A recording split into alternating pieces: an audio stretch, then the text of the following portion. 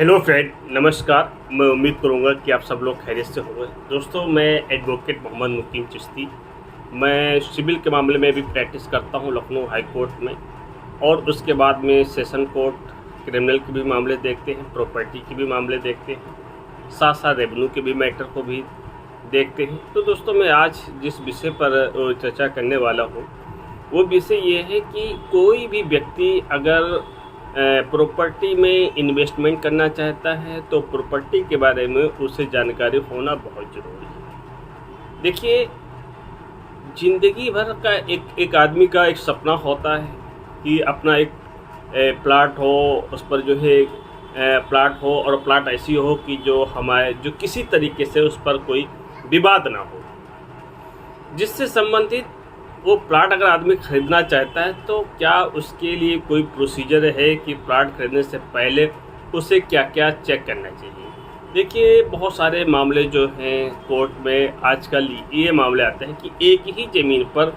कई रजिस्ट्रियाँ यानी कई बैनामा कर दिया जाता है, जिससे आप लोगों को इससे आगाह होनी चाहिए, फ्रॉड से बचना चाहिए। जब तक आप पूरी तरह से उस प्लाट का सर्वे न कर ले, पूरी तरह से प्लाट का वेरिफिकेशन न कर ले, तब तक प्लाट खरीदने में जल्दबाजी ना करें। क्योंकि प्लाट में देखिए, लखनऊ जो है एलडीए विकास प्राधिकरण के तहत, रेरा के तहत कई ऐसे जो है प्राधिकरण बने हैं। उस प्राधिकरण में अगर आप जो है कंपनी से ले रहे हैं तो जिस कंपनी से अगर आप प्लाट ले रहे हैं तो वो कंपनी क्या रेरा अधिनियम के तहत जो है पंजीकृत है कि नहीं है। अगर हाँ, वो ले रहे हैं ज़मीन, अगर किसी किसान से आप ज़मीन ले रहे हैं या सेल एग्रीमेंट ले रहे हैं तो इसे वेरिफिकेशन करना बहुत ज़रूरी है। तो दोस्तों, मैं पहला आपको बताना चाहता हूँ कि अगर ज़मीन ख़रीदना चाहते हैं, प्लॉट ख़रीदना चाहते हैं तो इसके लिए आपको क्या क्या करना होगा। सबसे पहले आपको जो है अगर वो प्लाट आपको जो एरिया लेना है, उस प्लाट का जो है ये देखना है कि प्लाट का वास्तविक मालिक कौन है। अब वास्तविक मालिक का आपको जाना हो तो उसके जो है खसरा देखना पड़ेगा, भूलेख देखना पड़ेगा, और उसके बाद में उसका जो गाटा संख्या पर किसका किसका नाम पर जो है वो प्रॉपर्टी दाखिल खारिज है, कौन नहीं है, ये चेक करना पड़ेगा। सेकंड, आपको ये चेक करना पड़ेगा क्या इस ज़मीन पर जो है किसी तरीके से कोई चार्ज या मॉर्गेज या जो है इस पर जो है डेब्ट यानी लोन लिया हो। इस चीज़ को आपको चेक करनी चाहिए।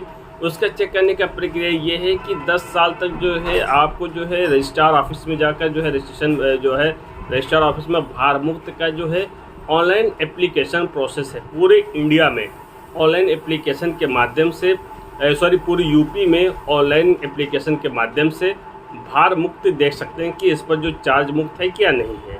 वो 10 साल का रिकॉर्ड आपको दिखा देगा कि इस पर चार्ज है कि नहीं चार्ज है। उसके बाद में आपको ये चेक करना है, जो आप जिस रजिस्ट्री टू रजिस्ट्री अगर आप ज़मीन खरीद रहे हैं, बैनामा टू बैनामा ज़मीन खरीद रहे हैं, तो आपको बैनामा की जो कॉपी है उस कॉपी को रिसीव कर ले। उस कॉपी का जो है आप रजिस्ट्रार ऑफिस के समक्ष जो है नकल सवाल अप्लाई कर दे, और नकल सवाल अप्लाई करने के बाद ओरिजिनल जब आपको डीड की कॉपी मिल जाए तो फिर उसके बाद में आप खरीदें। थर्ड बात ये है कि अब उसका और रिकॉर्ड भी पता करना है उस ज़मीन का कि डिटेल में अगर आपको जाना है तो आप जो है हर ज़िले में कलेक्ट्रेट होता है, कलेक्ट्रेट के मुफस्सिर खाने में आप पता कर सकते हैं प्रॉपर्टी जो है उसे वहाँ इंक्वायरी कर सकते हैं कि चकबंदी से डिटेल से संबंधित, उससे पूर्व की चकबंदी से डिटेल संबंधित, जिसे 41-45 कहा जाता है, 10 साल, 50 साल, 60 साल, ये सारे चीज़ जो रिकॉर्ड है, संपूर्ण रिकॉर्ड जो है आप कलेक्ट्रेट से दे सकते हैं। कलेक्ट्रेट से आप प्रमाणित नक्शा ले सकते हैं, और उसके बाद उस गाटे का प्रमाणित नक्शा ले सकते हैं। उस गाटे के थ्रू जो है आप जो है स्थानीय लेखपाल या कानूनगो से आप भी संपर्क कर सकते हैं। स्थानीय कानूनगो लेखपाल से पूछे कि फला गाटा संख्या में इसका वास्तविकता मालिक कौन है, इसका वास्तविक टाइटल कौन है। आप ये भी संपर्क कर सकते हैं क्या ये ज़मीन जो है ये एससी की तो नहीं है। अगर ज़मीन एससी की है तो उसके लिए प्रायर परमिशन कलेक्ट्रेट से लेकर है, तभी उस ज़मीन को परचेज करें, अन्यथा उस ज़मीन को ना खरीदें, क्योंकि वो ज़मीन जो है आपका विक्रय वाइड हो जाएगा।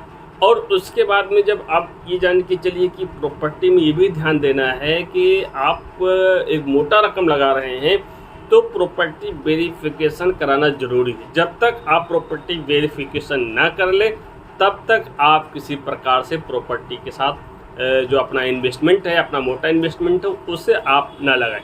क्योंकि लखनऊ या कहीं भी शहर में जो आप देखिए लगातार जो है एक फ्रॉड चल रहा है। एक ही ज़मीन पर जो है चर्चा रजिस्ट्री हो जा रही हैं, एक ही ज़मीन एक ही गाटा संख्या पे।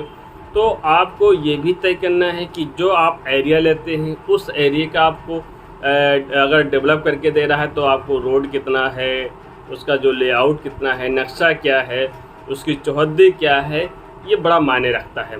तब आप वो देखेंगे जो है आप जहाँ ख़रीदना चाहते हैं उसकी चौहद्दी को भी वेरीफाई कर लीजिए। ये सभी करने के बाद में उस क्षेत्र का क्या मूल्यांकन है, अब उस क्षेत्र का क्या जो है वैल्यू है, उस वैल्यू के तहत कितना स्टाम्प वैल्यू लगेगा, ये सारे चीज़ों को जो आप देखने के बाद में जब ही आप प्रॉपर्टी खरीदें, अन्यथा प्रॉपर्टी से आप बचें, फ्रॉड से बचें।